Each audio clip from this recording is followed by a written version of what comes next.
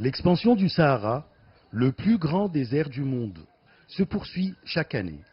Elle est estimée à environ 2 km par an et met en péril les zones vertes du continent africain. Les terres cultivables sont donc menacées par la désertification. Pour contrer cette véritable catastrophe environnementale, un projet de barrière de forêt de 7800 km de long et 15 km de large, impliquant 12 États africains, a été initié il y a plus de 10 ans, afin d'endiguer la progression du Sahara qui anéantit toute végétation sur son passage.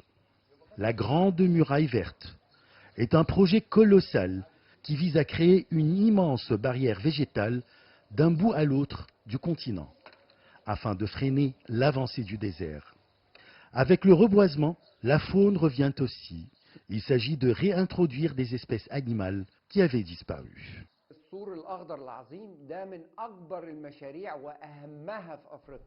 La Grande Muraille Verte est le projet le plus important du continent africain qui vise à lutter contre les effets du changement climatique et de la désertification. Elle doit relier le Sénégal à l'ouest, à Djibouti à l'est du continent. Cela représente environ 80 000 km² ou 8 millions d'hectares de forêt.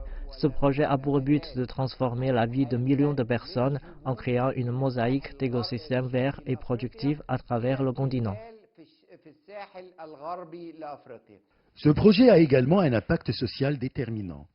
À titre d'exemple, au Sénégal, on a mis en place des jardins polyvalents villageois, gérés par des femmes, qui permettent de produire des fruits et des légumes dans une zone pourtant très aride.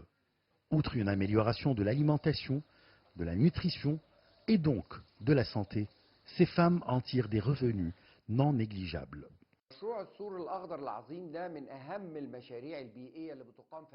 Ce grand projet va sûrement attirer les habitants, créer des sociétés, des plantations et des industries tout le long de la Grande Muraille Verte. Il va aussi témoigner du retour de quelques espèces d'animaux qui ont disparu à cause de la désertification.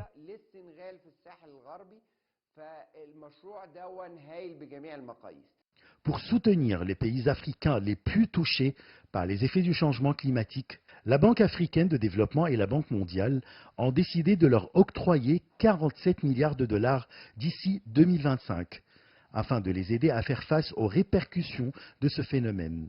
Ces fonds sont destinés à augmenter les investissements dans des projets de l'énergie renouvelable en mettant l'accent sur les centrales solaires.